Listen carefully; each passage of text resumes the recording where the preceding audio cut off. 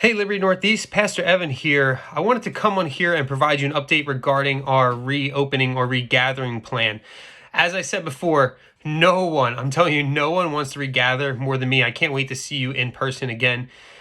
And I think it's good for me to remind you as a pastor that Liberti Northeast has never really been closed. We continue to worship, we continue to pray together, and we continue to grow numerically, spiritually, relationally. And I think we're all going to be surprised how close we are, how we've really have grown through this time when we regather together. But we do want to see each other in person again. And so I am excited to announce that starting next Sunday, June 28th, we are going to move into phase 2 of reopening. Phase 1 was just getting services online. Phase 2 will include gathering together in groups on Sunday mornings to watch the service and then have communion offered at Klein Life for those who are interested.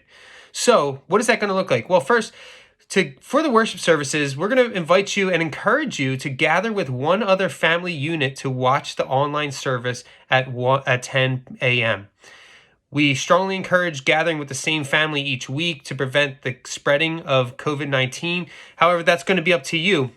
But we are asking that you max it to 4 or 5 adults and whatever number of kids that means, and that the group doesn't get too big. And so we are going to encourage you to follow social distancing guidelines, and we will definitely provide those to you.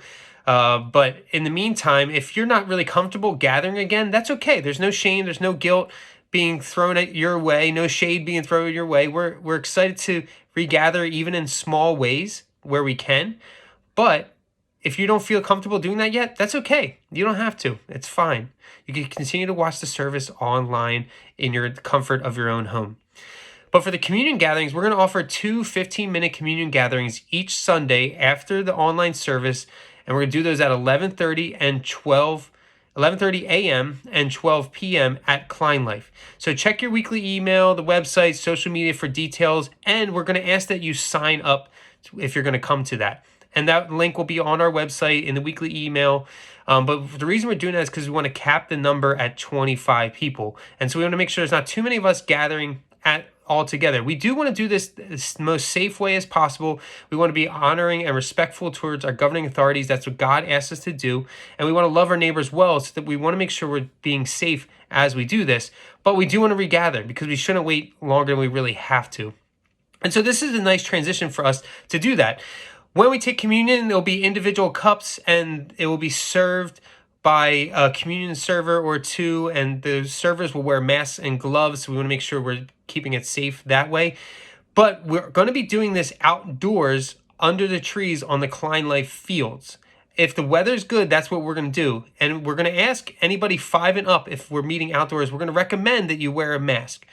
If the weather for some reason does not cooperate and we're going to move indoors, we're going to ask that anybody 5 and up wear a mask, that we're going to require it. Now, if you're one of those people like me that doesn't really like wearing a mask, I'm just going to encourage you to do so. And look, I don't really like wearing the mask. I really don't.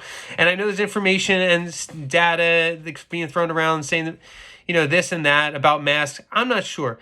But here's what the overwhelming consensus seems to be, that wearing a mask is helpful.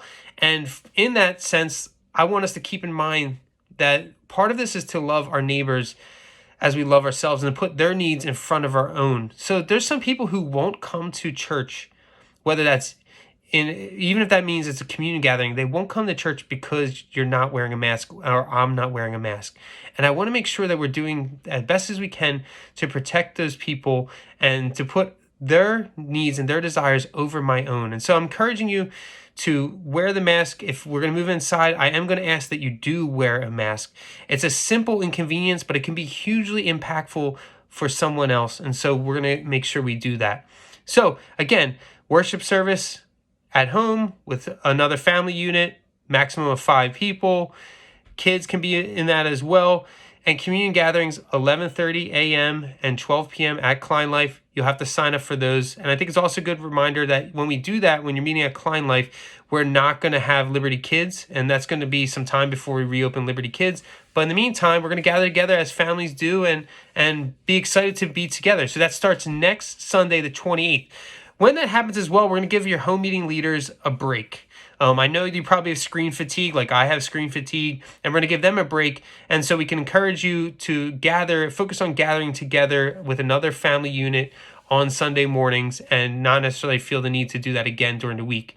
So, with that being said, I'm really excited to do this. I hope you're excited. This is the next step. And as time goes on, we'll continue to inform you when we're going to move to the next step here in our phases of reopening. But God bless you guys. Can't wait to start seeing some of you in person next week.